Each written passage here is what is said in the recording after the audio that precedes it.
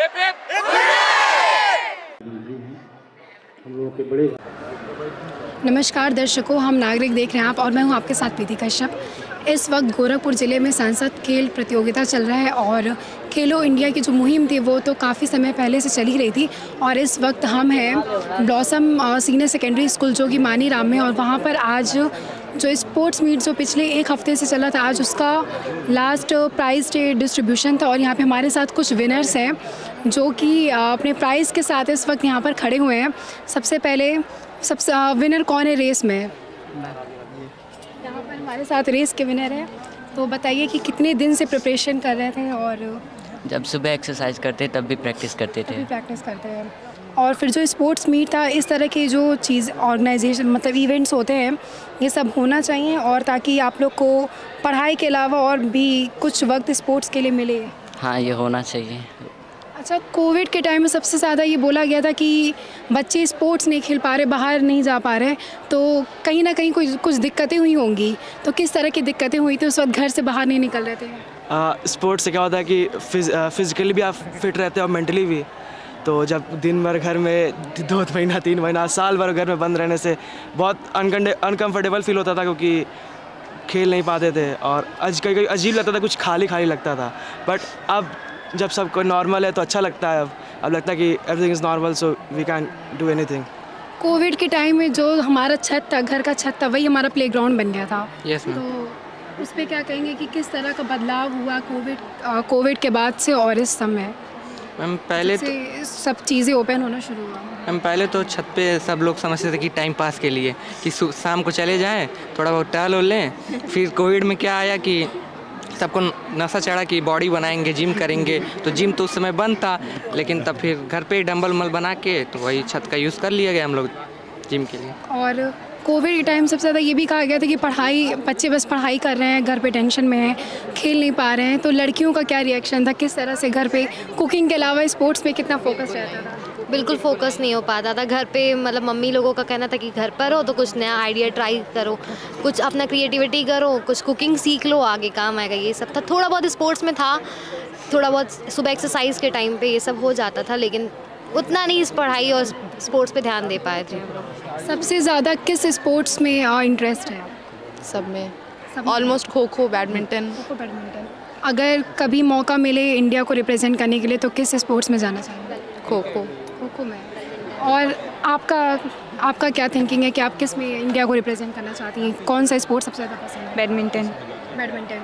कौन favourite idol कौन है बैडमिंटन में? वही पीवी सिंधु। पीवी सिंधु। यहाँ पे लगता है पीवी सिंधु की फ़ैन फॉलोइंग ज़्यादा है।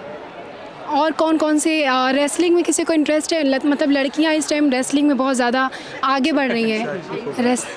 रेसलिंग में कोई नहीं है यहाँ पर? अच्छा, तो और किस चीज़ में आप इंटरेस्ट रखते हैं? फुटबॉल में। तो फेवरेट कौन है? Cristiano Ronaldo. और आप अभी इस वक्त स्कूल में फुटबॉल में ही आपने पार्टिसिपेट किया? Football and kabaddi. कौन सा पोजीशन मिला? First position. तो ये हमारे साथ विनर हैं और हमारे साथ यहाँ पे और भी कुछ बच्चे हैं। किस प्ले में आपने स्पोर्ट्स में पार्टिसिपेट किया था? Football, cricket, kabaddi and volleyball. सबसे ज़्यादा क्रिकेट में कौन पसंद है? रोहित शर्मा, हिट्समैन शर्मा। विराट कोहली की फ़ैन फॉलोइंग तो मुझे लगता है ज़्यादा है, रोहित शर्मा की नहीं, because ma'am Rohit Sharma 6, I am the fan of 6 hitman Sharma and he hits more than 2 centuries, means 3 centuries and 3 century plus half century, 264 runs. और अगर मान लीजिए हम बात करें स्पोर्ट्स, किस स्पोर्ट्स में आपने पार्टिसिपेट किया? Ma'am I participated in badminton and I got a first position in badminton. Badminton में किसे ज़्यादा आइडल अपना मानते हैं? मैम मैं खुद को मानता हूँ, मैं खुद करना चाहता हूँ, मुझको कोई फॉलो करे। सेल्फ मोटिवेशन बहुत ज़रूरी है क्योंकि जो मोटिवेशन है वो खुद से आता है। जी, मैं चाहता हूँ कि मैं खुद इतना अच्छा करूँ कि लोग मुझे फॉलो करें। सो इसीलिए मेरा हमेशा यही रहता है कि मतलब कुछ अच्छा ऐसा करूँ कि कुछ हमको फॉलो करें, सब मेरे जैसा कोई खेले, हम भी यही चाहते हैं कि मेरे जैसा भी कोई फॉलो करे, मुझको भी खेले, मेरे जैसा खेले कोई। अच्छा, टीचर्स क्या बोलते हैं? टीचर्स भी हमारे साथ हैं। टीचर्स अक्सर स्कूल में डांट दिया करते हैं कि नहीं स्पोर्ट्स के लिए नहीं जाना है, क्लास अटेंड करो, तो टीचर भी सामने और बच्चे भी सामने, टीचर्स क्या बोलते हैं? नहीं, टीचर्स भी अब जैसे अभी हमारे जब गेम हमारे स्कूल में कुछ कह रहे थे ये? कभी कभी गेम पीरियड मैथ के साथ ले लेते थे कि एक्स्ट्रा क्लास की आज पढ़ाएंगे, कोर्स नहीं पूरा है। तो ये हर एक स्कूल की कहानी है, जो मैथ्स के टीचर्स होते हैं वो एक्स्ट्रा जो गेम पीरियड होता है वो ले लेते हैं, कोर्स कंप्लीट करना होता है। Yes ma'am. हाँ, और कोई टीचर्स? मैम आप क्या बोलेंगे, आप लोग बच्चों को कितना सपोर्ट करती हैं? नहीं, हम लोग तो खैर बहुत सपोर्ट करते हैं, क्योंकि अपने स्टूडेंट लाइफ में भी हम लोग ने खेला है, तो हम जानते हैं कि बच्चों के लिए खेल भी ज़रूरी है, क्योंकि स्वस्थ शरीर में ही स्वस्थ मस्तिष्क का वास होता है, सभी जानते हैं, तो खेलना भी ज़रूरी है शिक्षा के साथ। आप कुछ कह रहे हैं? मैं जैसे टीचर्स के बारे में जब बात आया तो मैं यही कहना चाहता हूँ कि आज से करीबन 20 दिन 1 हफ्ते पहले से जब हमारे स्कूल में स्पोर्ट डे स्टार्ट हुआ तो हर टीचर्स को ग्रुप में डिवाइड किया गया था।